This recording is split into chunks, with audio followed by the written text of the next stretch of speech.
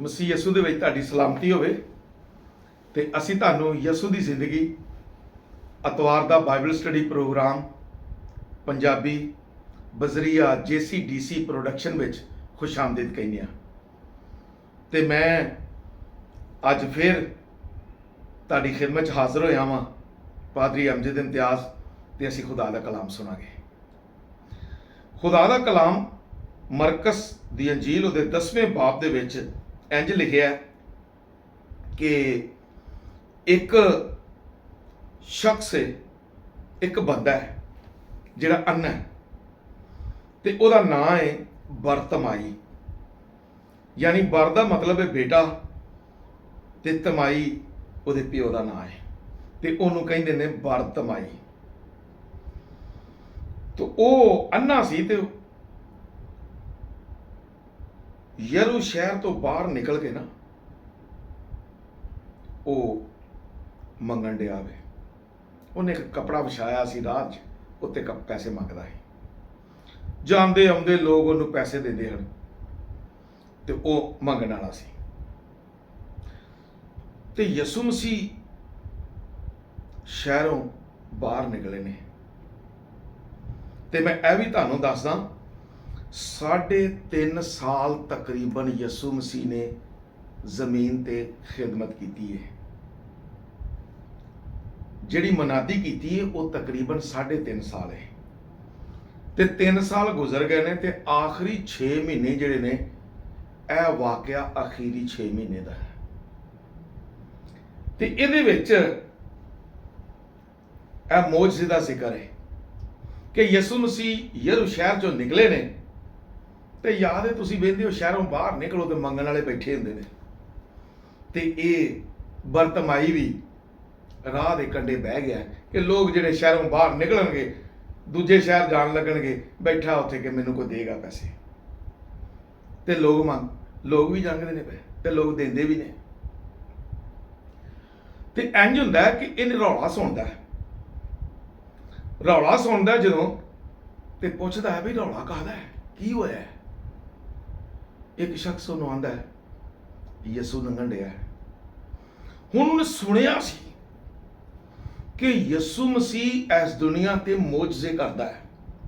ਅੰਨੇ ਸ਼ਫਾ ਪਾਉਂਦੇ ਨੇ, ਘੋੜੀ ਪਾਕ ਸਾਫ਼ ਹੋ ਗਏ ਨੇ, ਇੱਥੋਂ ਤੱਕ ਕਿ ਮੁਰਦੇ ਵੀ ਜ਼ਿੰਦਾ ਹੋਏ ਨੇ। ਉਹਨੇ ਜਦੋਂ ਇਹ ਸੁਣਿਆ ਹੋਇਆ ਸੀ ਨਾ ਕਿ ਯਿਸੂ ਜਾ ਰਿਹਾ ਤਾਂ ਉਹਨੇ ਰੌਲਾ ਪਾਉਣਾ ਸ਼ੁਰੂ ਕਰਤਾ, ਆਏ ਯਿਸੂ, ਆਏ ਇਬਨ ਦਾਊਦ, ਮੁਝ ਪਰ ਰਹਿਮ ਕਰ, ਮੇਰੇ ਤੇ ਰਹਿਮ ਕਰ। ਹੁਣ ਮੰਗਦਾ ਕੋਈ ਸ਼ੈ ਨਹੀਂ, ਰੌਲਾ ਹੀ ਪਾਇਆ। ਲੋਕ ਵੀ ਕਹਿੰਦੇ ਨੇ ਕੋਈ ਮੰਗਦਾ ਤੇ ਕੋਈ ਸ਼ੈ ਹੈ ਨਹੀਂ, ਰੌਲਾ ਹੀ ਪਾਇਆ। ਲੋਕ ਕਹਿੰਦੇ ਨੇ ਚੁੱਪ ਕਰ, ਤੂੰ ਕੀ ਰੌਲਾ ਪਾਇਆ। ਲੇਕਿਨ ਬਾਈਬਲ ਕਹਿੰਦੀ ਏ ਉਹ ਹੋਰ ਸ਼ੋਰ ਪਾਉਣ ਡਿਆ ਪਿਆ, ਆਏ ਯਿਸੂ, ਆਏ ਇਬਨ ਦਾਊਦ, ਮੁਝ ਪਰ ਰਹਿਮ ਕਰ। ਅੱਛਾ, ਯਿਸੂ ਮਸੀਹ ਨੇ ਉਹਨੂੰ ਬੁਲਾ ਲਿਆ। ਹੁਣ ਵਕਤ ਆ ਗਿਆ ਯਿਸੂ ਨਾਲ ਗੱਲਬਾਤ ਕਰਨ ਦਾ। ਤੇ ਬੜੇ ਲੋਕ ਜੇ ਦੁਆਵਾਂ ਕਰਦੇ ਨੇ, ਰੌਲਾ ਬੜਾ ਪਾਉਂਦੇ ਨੇ। ਅੱਜ ਦੇ ਦੌਰ ਨੂੰ ਅਸੀਂ ਵੇਖਣ ਲੱਗੇ ਆ, ਰੌਲਾ ਬੜਾ ਪਾਉਂਦੇ ਜੇ, ਦੁਆਵਾਂ ਵੀ ਬੜੀਆਂ ਕਰਦੇ ਜੇ ਤੇ ਖੁਦਾ ਅੱਗੇ ਰੋਂਦੇ ਵੀ ਨੇ। ਤੇ ਜੋ ਕੁਝ ਮੰਗਣਾ ਹੁੰਦਾ ਉਹ ਨਹੀਂ ਮੰਗਦੇ, ਜੋ ਕੁਝ ਮੰਗਣਾ ਹੁੰਦਾ ਉਹ ਨਹੀਂ ਮੰਗਦੇ। ਉਂਝ ਕਹਿੰਦੇ ਨੇ ਸਾਡੇ ਤੇ ਰਹਿਮ ਕਰ, ਸਾਡੇ ਤੇ ਕਰਮ ਕਰ। ਲੇਕਿਨ ਜਿਹੜੀ ਸ਼ੈ ਮੰਗਣੀ ਹੁੰਦੀ ਹੈ ਉਹਦਾ ਕੋਈ ਪਤਾ ਨਹੀਂ। ਤੇ ਅੱਜ ਮੈਂ ਵੀ ਤੁਹਾਨੂੰ ਦੱਸ ਦਿਆਂ, ਮੰਗਣ ਦਾ ਵੀ ਇੱਕ ਵਕਤ ਜੇ, ਜਿਸ ਤਰ੍ਹਾਂ ਬਾਈਬਲ 'ਚ ਲਿਖਿਆ ਕਿ ਖੁਦਾ ਨੇ ਜ਼ਮੀਨ ਤੇ ਹਰ ਚੀਜ਼ ਦਾ ਇੱਕ ਵਕਤ ਠਹਿਰਾਇਆ। ਪੈਦਾ ਹੋਣ ਦਾ ਵੀ ਇੱਕ ਵਕਤ ਹੈ, ਮਰਨ ਦਾ ਵੀ ਇੱਕ ਵਕਤ ਹੈ, ਖੁਸ਼ ਹੋਣ ਦਾ ਵੀ ਇੱਕ ਵਕਤ ਹੈ, ਤੇ ਦੂਜੇ ਲਫ਼ਜ਼ਾਂ 'ਚ ਕਹਾਂ ਘੱਟ ਗੱਲ ਕਰਕੇ ਖੁਦਾ ਦੀ ਹਜ਼ੂਰੀ 'ਚ ਜਾਣ ਦਾ ਵੀ ਇੱਕ ਵਕਤ ਹੈ। ਤੇ ਬਾਈਬਲ ਕਹਿੰਦੀ ਹੈ ਕਿ ਦਾਨੀਏਲ 3 ਵਾਰੀ ਦਿਨ 'ਚ ਦੁਆ ਕਰਦਾ ਹੈ। ਤੇ ਜਦੋਂ ਦੁਆ ਕਰਦਾ ਸੀ ਤੇ ਦੱਸਦਾ, ਪਤਾ ਲੱਗਦਾ ਕਿ ਦਿਨੇ 3 ਵਾਰੀ ਦੁਆ ਕੀਤੀ ਜਾਂਦੀ, ਉਹ ਤੇ 5 ਵਾਰੀ ਕਰਦੇ ਹਨ। ਲੇਕਿਨ 5 ਵਾਰੀ ਖੁਦਾ ਦੇ ਹਜ਼ੂਰ ਝੁਕਦੇ ਹਨ। ਤੇ ਇੱਥੇ ਜਦੋਂ ਯਿਸੂ ਮਸੀਹ ਨੇ ਬੁਲਾਇਆ ਕਿ ਇਹਨੂੰ ਮੇਰੇ ਕੋਲ ਲੈ ਕੇ ਆਓ, ਤੇ ਫਿਰ ਉਹਦੇ ਮੰਗਣ ਦਾ ਵਕਤ ਆਇਆ ਕਿ ਉਹਨੂੰ ਹਾਲੀ ਇਹ ਨਹੀਂ ਪਤਾ ਕਿ ਮੈਂ ਮੰਗਾਂਗੀ। ਯਿਸੂ ਮਸੀਹ ਆਪ ਉਹਨੂੰ ਕਹਿੰਦੇ ਨੇ, ਦੱਸ ਮੈਂ ਤੇਰੇ ਲਈ ਕੀ ਕਰਾਂ। ਹਾਲਾਂ ਉਹ ਸਭ ਕੁਝ ਕਰ ਸਕਦਾ ਸੀ, ਉਹਨੂੰ ਪਤਾ ਵੀ ਸੀ ਇਹਦੀ ਥੋੜ ਕੀ ਹੈ, ਇਹਦੀ ਜ਼ਰੂਰਤ ਕੀ ਹੈ, ਲੇਕਿਨ ਦਰਅਸਲ ਉਹ ਮੰਗਦਾ ਸੀ ਰੁਪਇਆ ਪੈਸਾ। ਤੇ ਯਿਸੂ ਦੇ ਕੋਲ ਆ ਕੇ ਯਿਸੂ ਉਹ ਤੋਂ ਪੁੱਛਦਾ ਕਿ ਦੱਸ ਹੁਣ ਤੈਨੂੰ ਚਾਹੀਦਾ ਕੀ ਹੈ। ਯਿਸੂ ਉਹਦੀ ਸੋਚ ਨੂੰ ਵੇਖਣਾ ਚਾਹੁੰਦਾ ਸੀ ਕਿ ਇਹਨੂੰ ਰੁਪਇਆ ਪੈਸਾ ਚਾਹੀਦਾ ਜਾਂ ਇਹਦੀ ਜ਼ਰੂਰਤ ਦੀ ਚੀਜ਼ ਚਾਹੀਦੀ ਹੈ। ਤੇ ਉਹ ਪਤਾ ਕੀ ਆਂਦਾ ਹੈ, ਉਹ ਆਂਦਾ ਹੈ ਮੈਨੂੰ ਅੱਖਾਂ ਚਾਹੀਦੀਆਂ ਨੇ। ਤੇ ਉਹਨੇ ਠੀਕ ਮੰਗਿਆ, ਅੱਖਾਂ ਹੋਣਗੀਆਂ ਤੇ ਰੁਪਇਆ ਪੈਸਾ ਕਮਾ ਸਕਦਾ, ਉਹਨੂੰ ਜ਼ਰੂਰਤ ਹੀ ਨਹੀਂ ਮੰਗਣ ਦੀ।